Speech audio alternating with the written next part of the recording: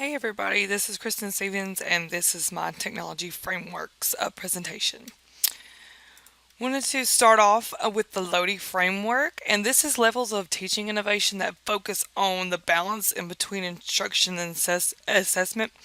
This actually goes through different levels as you add digital tools, get more comfortable with them.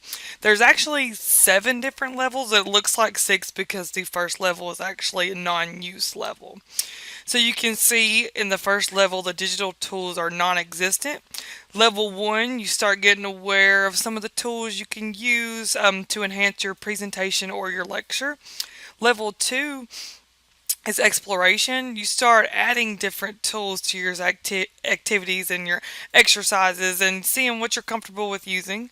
Level 3 is infusion. You use digital tools to carry out teacher directed tasks.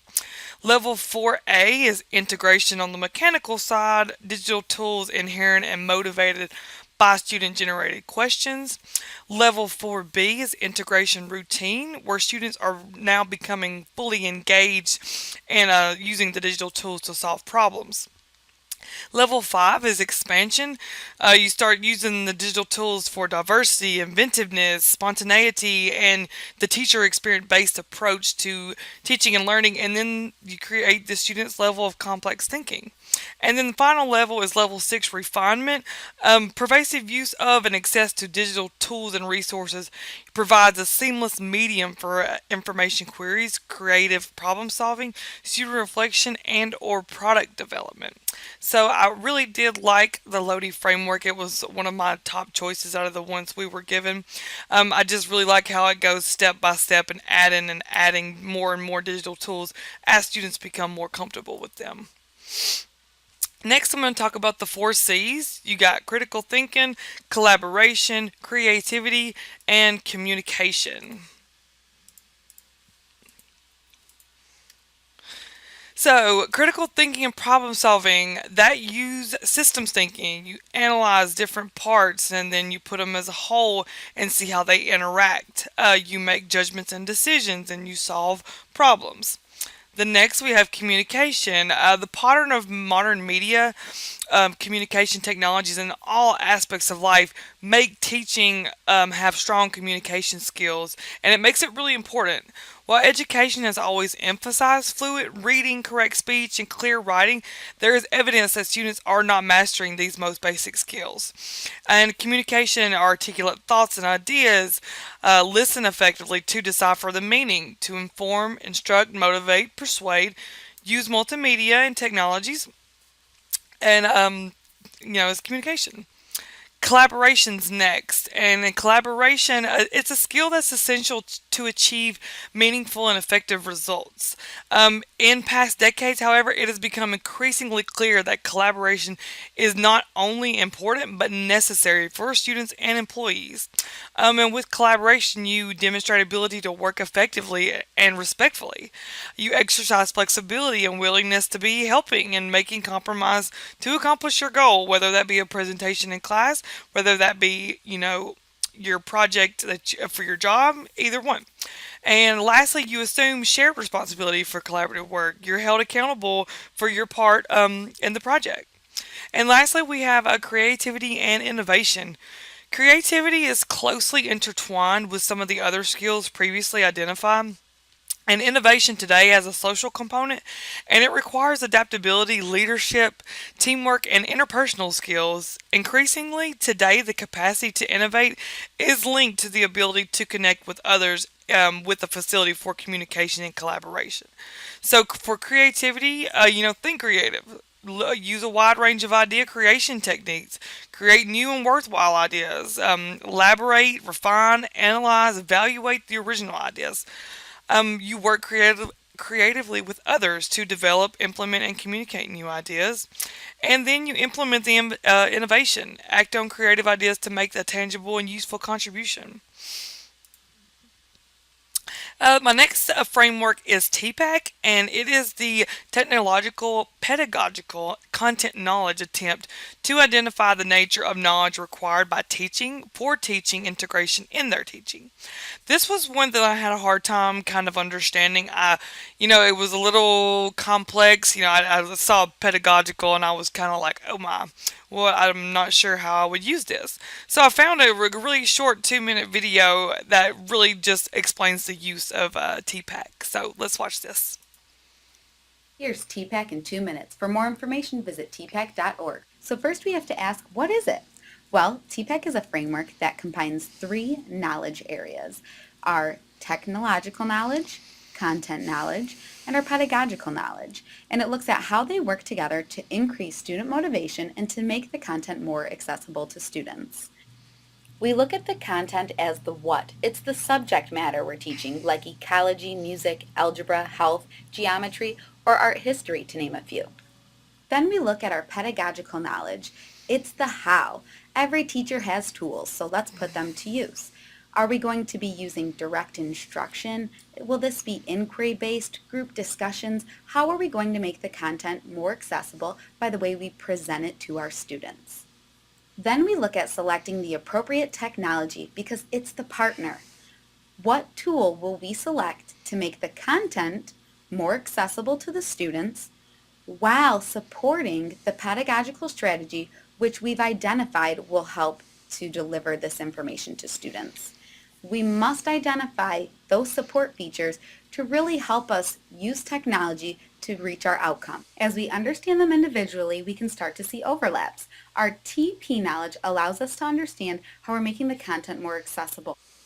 Our TC knowledge allows us to identify the affordances of pairing the appropriate technology to the content. And our PC knowledge allows us to identify the affordances of pairing the appropriate pedagogical strategies with the content.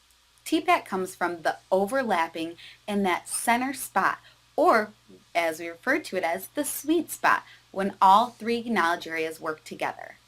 It's crucial to remember that surrounding this is the context. That's you and your students. This may look differently when you walk into classrooms because at the heart of TPAC is meeting students' needs. Okay, and now we have the rat model. I know name sounds kind of funny, rat model, think of rats. But rat is a framework that can be used by teachers to develop lesson plans in their classroom that allow the iPads, laptops, and other forms of technology that students are given to bring into class as learning tools, not just distractions.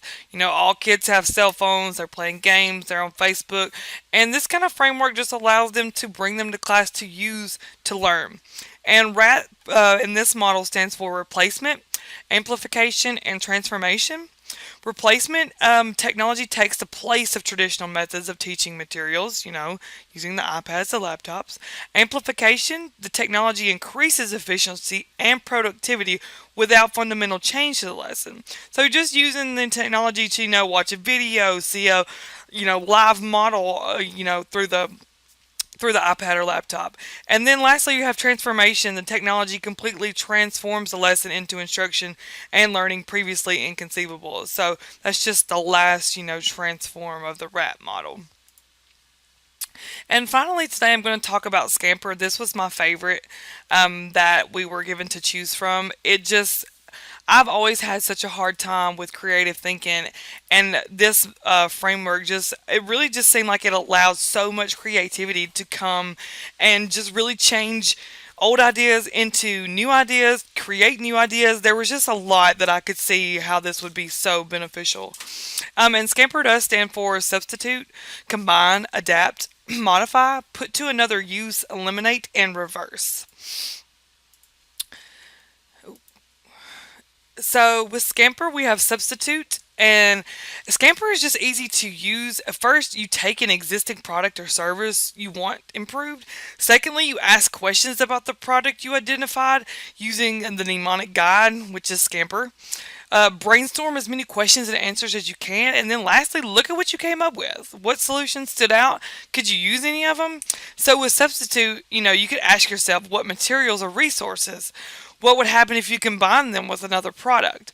What if you combine purposes or objectives? What could you substitute to improve the product? So a lot of different questions that even in the first, S of Scamper, there's so many things that you can start with. So nextly you have combine. What would happen if you combine this with something else? What would you get? What if you combine the purposes? What could you combine to maximize the use of this product? Thirdly, I'm sorry, you have adapt. How could you adapt this product to serve your purpose? What else is the product like? Who or what else could emulate to adapt this product? Moving on to M. How could you change the shape, look, and feel of your product? What could you add to modify the product? And what could you emphasize to create more value? Then you have the P, put to another use. Could you use this product somewhere else? Who else could use this product? There's just some of the questions you could ask yourself about putting to another use.